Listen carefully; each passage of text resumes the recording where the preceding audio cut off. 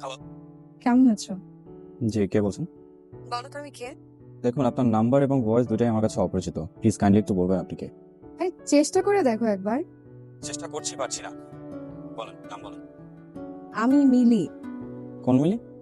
আরে গণজাগরণ পত্রিকার মিলি। মিলি, কেমন আছো তুমি? মানে কোথায় আছো, কি করছো আজকাল? কিছু করছি না। তুমি কি ব্যস্ত? একটু কাজ করছি, বলো না। পত্রিকায় তোমার একটা নিউজ দেখলাম, পড়ে খুব ভালো লাগলো। তো ওখান থেকে নাম্বারটা কালেক্ট করে তোমাকে ফোন দিলাম। আসলে সারাদিন বাসায় একা একা থাকি তো, কথা বলার কেউ নেই। তাই পুরোনো বন্ধুদের ফোন করে একটু খোঁজ খবর নিলাম।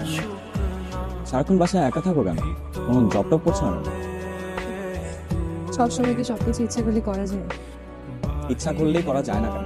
সে অনেক কথা, একদিন না হয় দেখা করে বলি। আচ্ছা, ঠিক আছে, আমরা একদিন দেখা করি। এই সপ্তাহটা আমি একটু ব্যস্ত থাকবো, নেক্সট সপ্তাহ তো ফ্রি, তখন দেখা করি, চলো আড্ডা দিই। ওকে ঠিক আছে, আল্লাহ হাফেজ। ওকে, আল্লাহ হাফেজ। কি ব্যাপার, তোমার মুড অফ নাকি? তোমার ঝামেলাটা মনে গেছে? ভাইয়ের সাথে আমার থাকা হয় না। কেন? প্রতিদিনই কথা কাটাকাটি হয়, আর সহ্য করতে পারি না। কি নিয়ে কথা কাটাকাটি হচ্ছে? একই কথা, বিয়ে। আমি নাকি ওদের ঘায়ের ওপর বসে খাচ্ছি, আমি নাকি ওদের জন্য বোঝা হয়ে গেছি। এখন মনে হচ্ছে বিয়ে করতে হবে, না হলে বাসা ছেড়ে দিতে হবে। কোথায় যাবো? জানি না, দেখি একটা বাসা ভাড়া নিয়ে থাকবো, না হলে কোনো মেসে থাকবো। আমি না জানি না আমি কি করবো।